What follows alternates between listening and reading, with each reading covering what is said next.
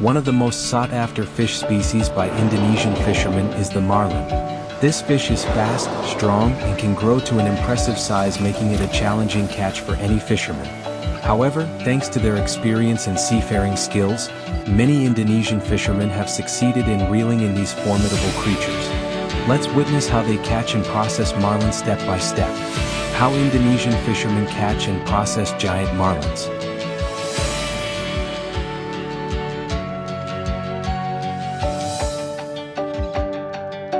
In Indonesia, a vast archipelagic nation with over 17,000 islands, fishing is not only a means of livelihood, it is the very soul of coastal and island culture. Among the countless species harvested from the open sea, the marlin, also known as the swordfish, is one of the most prized. With its massive body, sword-like bill, incredible strength, and fierce resistance, the marlin has long been the #1 target of Indonesian fishermen.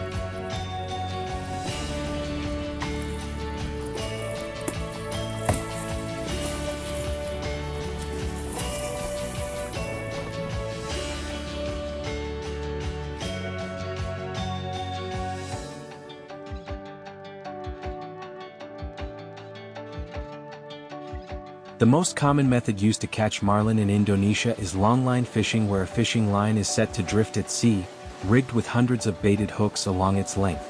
A traditional wooden boat, typically fitted with a diesel engine and measuring around 10 to 15 meters in length, usually carries 2 to 4 fishermen. Their main gear is the longline itself, combined with hundreds of sharp hooks baited with either live or dead fish. Once the boat reaches deep waters around 500 to 1,000 meters in depth and typically 20 to 50 nautical miles offshore, the fishermen begin setting the line. Deploying the long line requires great care. Approximately every 10 to 15 meters, a baited hook is attached, with floating buoys placed at intervals to keep the line from sinking. The full length of the long line can range from 1 to 5 kilometers depending on the size of the boat.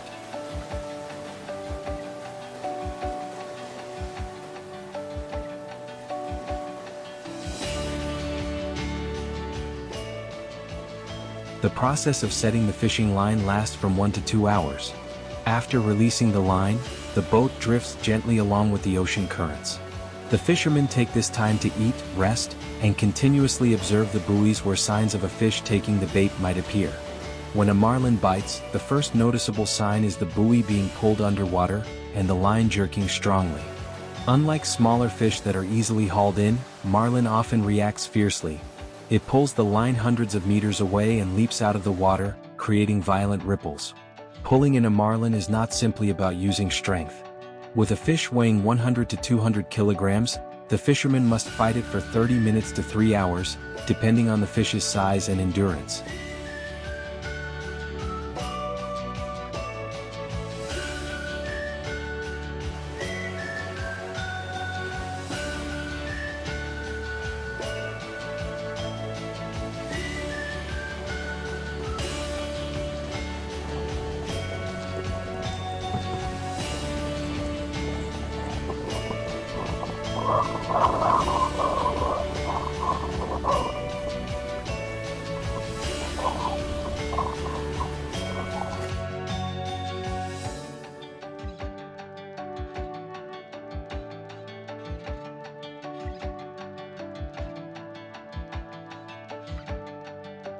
When the fish is hooked, the fishermen follow the main fishing line to locate the position of the catch. One person wears thick gloves to hold the line, while another stands ready with a gaff pole to approach when the fish gets close. Pulling in the line is a dangerous process. Even a small mistake can cause the line to slip and cut the hand, or the marlin might fight back and pierce the side of the boat. If the fish is large enough, they must wait until it is completely exhausted before tying a rope securely around its tail, hanging it along the side of the boat, and slowly making their way back to shore.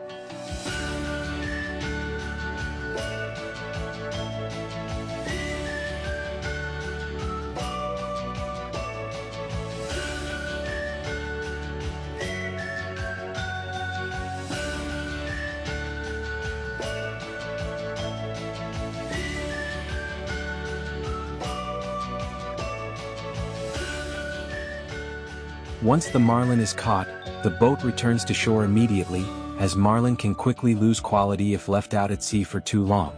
Usually within 6 to 12 hours after being caught, the fish arrives at major fish markets in Sorong, Ambon, or the Binoa fishing port in Bali. At the market, buyers from frozen seafood companies or high-end restaurants bid for the fish.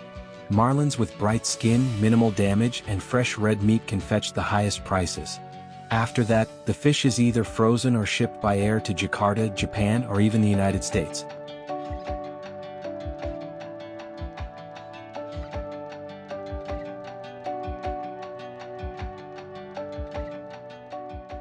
The value of a marlin lies not only in its weight, which can reach several hundred kilograms, but also in the quality of its meat. This is a highly prized fish in Japanese and American markets, commonly used in dishes like sashimi, steaks, and other gourmet preparations. With prices ranging from $15 to $50 per kilogram, catching a single marlin can generate several times more income than ordinary fish. For a fishing trip lasting 1 to 2 days, landing a large marlin can earn a fisherman between $1,000 and $2,000, equivalent to several months of regular labor. In fishing villages like Wakatobi, Halmahera, or Maluku, marlins are seen as gifts from the sea that help families pay for children's school fees, repair boats, or invest in new equipment.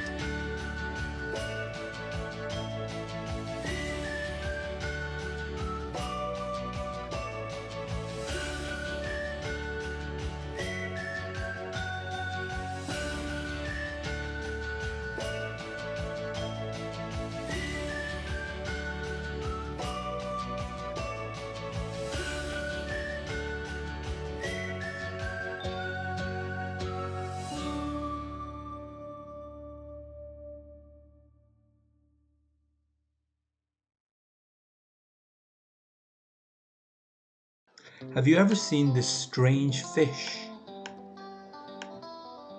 They have a body quite similar to a sturgeon, but the head is shaped like a spoon. Perhaps for this reason they are called paddlefish. This fish breed is considered extinct in China and is a rare fish in the US. To preserve the fish breed, livestock farms in the United States have researched and successfully bred it and made it an economically valuable commercial product. So, how do paddlefish farms work? We invite you to explore with us.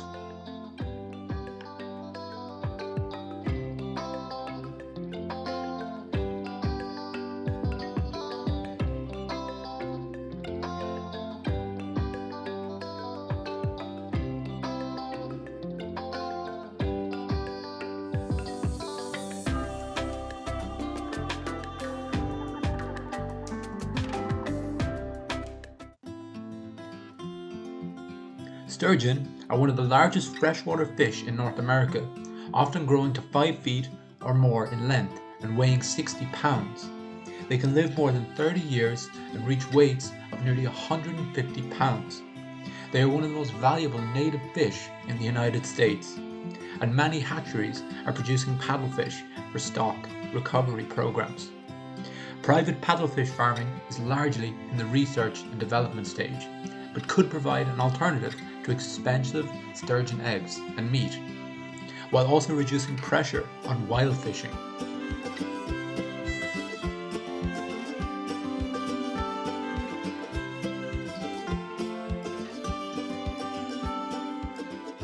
Raising paddlefish in calm waters can be an economical method of obtaining large quantities of caviar without affecting wild populations.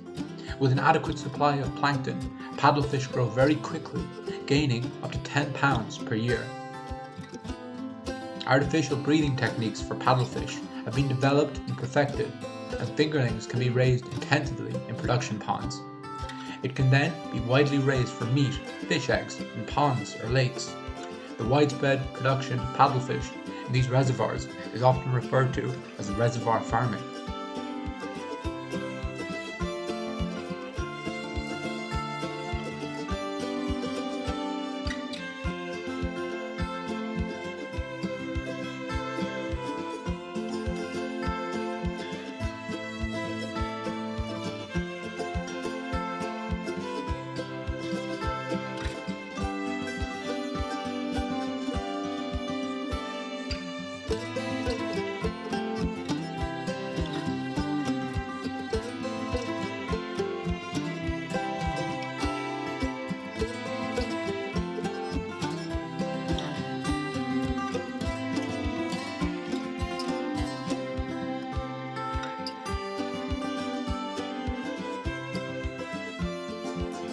Reservoir farming is an extensive aquaculture production system in which juvenile fish are released into a reservoir, lake or pond and allowed to feed on natural food supplies for a certain period of time, determined before harvest. This paddlefish egg production system has great economic potential.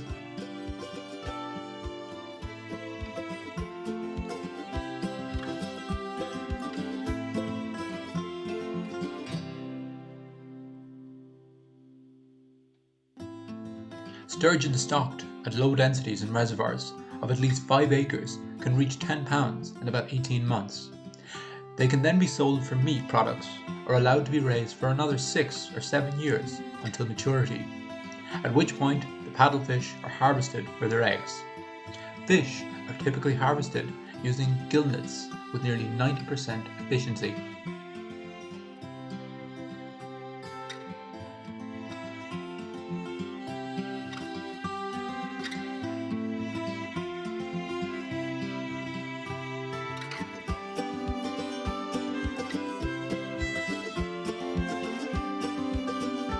Raising paddlefish in reservoirs depends on natural plankton, so raising paddlefish requires little cost and management.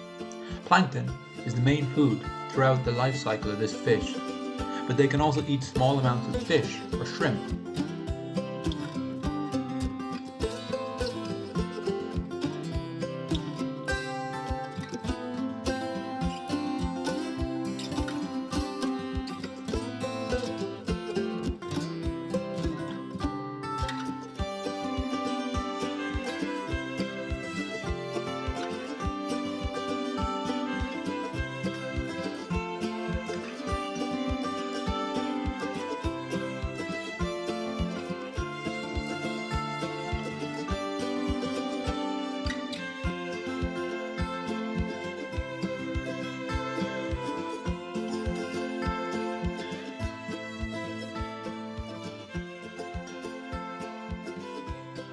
Demand for farm-raised paddlefish products, both in the United States and around the world, is great and is expected to increase significantly as wild paddlefish and sturgeon populations around the world continue to grow.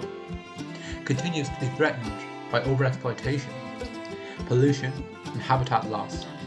Sturgeon farming provides a sustainable method for producing paddlefish products, including meat and caviar for markets around the world, without the negative impacts of overfishing, levels and habitat loss.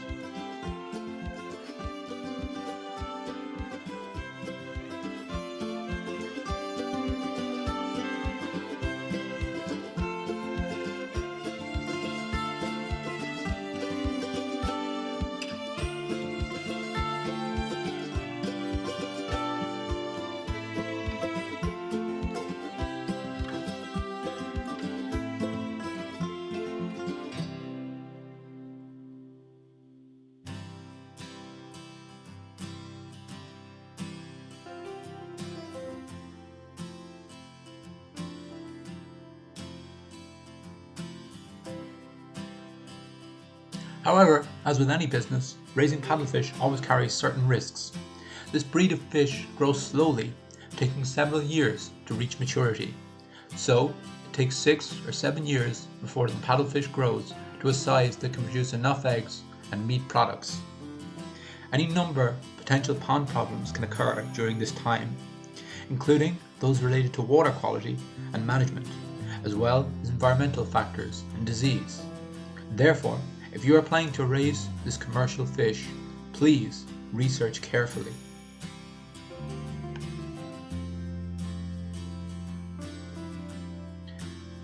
Sturgeon is prized for the quality of its eggs and can be processed into caviar. Spoon sturgeon meat is white, firm and boneless, with a taste and texture quite similar to sturgeon. Therefore, this is a product that replaces sturgeon eggs and meat. Sturgeon meat have been well received by consumers, and taste tests show that even people who do not eat fish regularly enjoy paddlefish products. Sturgeon meat can be cut into steaks or fillets. In addition, smoked spoon sturgeon meat products have also been developed, and they are warmly received at gourmet restaurants.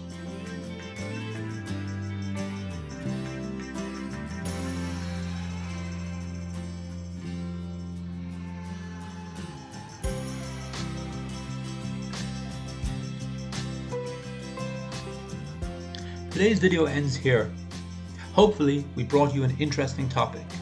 How did you feel about today's video? Please leave a comment below, like the video, and subscribe to our channel. Thank you for watching, and see you next time.